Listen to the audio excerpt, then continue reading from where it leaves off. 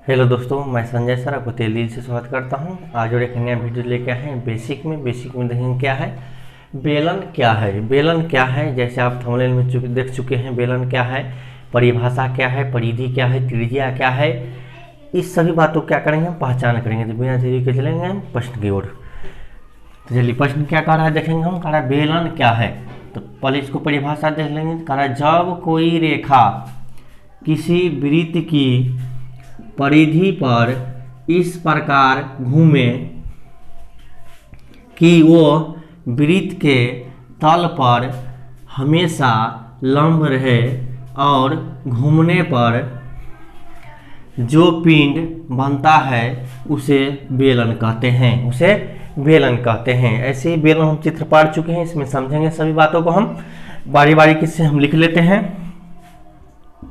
चलिए, इसमें देखेंगे हम ये बेलन हुआ। क्या हुआ? बेलन हुआ। तो बेलन जो हुआ तो ये क्या है? वृत्त है, और ये भी क्या है? वृत्त है। तो वृत्त भी कह सकते हैं, आधार भी कह सकते हैं। ठीक, उसके बाद ऐसे ऊपर में भी है वृत्त, और वृत्त भी कह सकते हैं या आधार भी इसको कह सकते हैं। पूरा जो खड़ा रहेगा यहाँ से यहाँ तक ये ऊंचाई हुआ, यहाँ से यहाँ तक जो खड़ा है ऊंचाई हुआ। ये भी क्या हुआ? ऊंचाई हुआ। इस वृत्त में जो यहाँ से यहाँ तक है उसको क्या कह सकते हैं? व्यास कह सकते हैं।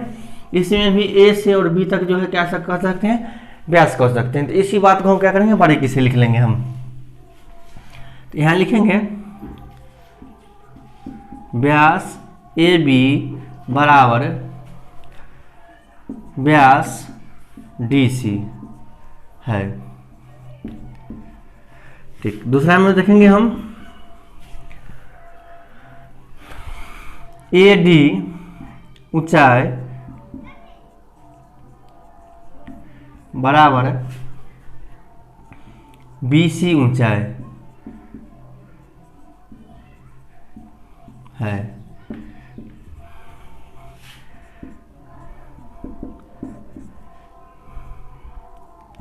चलिए, समझ रहे बात को।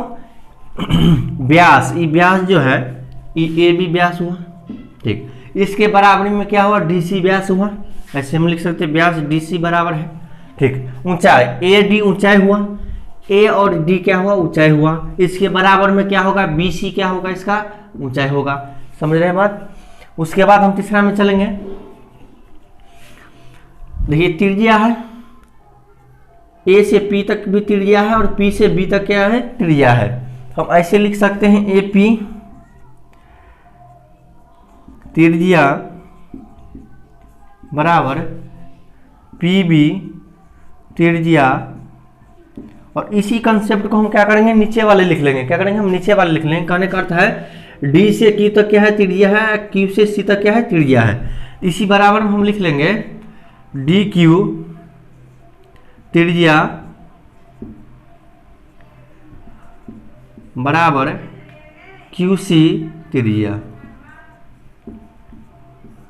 चलिए, है समझ रहे हैं बातों को? समझेंगे एक बार और। ए पी त्रिज्या बराबर पी बी त्रिज्या। तो यहाँ चलेंगे हम ए पी त्रिज्या पी बी त्रिज्या। मतलब क्या होगा? ए से पी और पी से बी क्या है? बराबर है। उसके बाद हम नीचे वाले लेकर चलेंगे। तो क्या है यहाँ? डी क्यू त्रिज्या। तो डी हुआ और ई क्यू हुआ, तो क्या है? त्रिज्या हुआ। और इसी बराबर में चलेंगे हम क्यू सी त्रिज्या। तो क्यू हुआ और सी हुआ, त्रिज्या क्या है? बराबर है। उसके बाद चौथा चलेंगे हम, लिखेंगे वृत्त ए पी बी बराबर वृत्त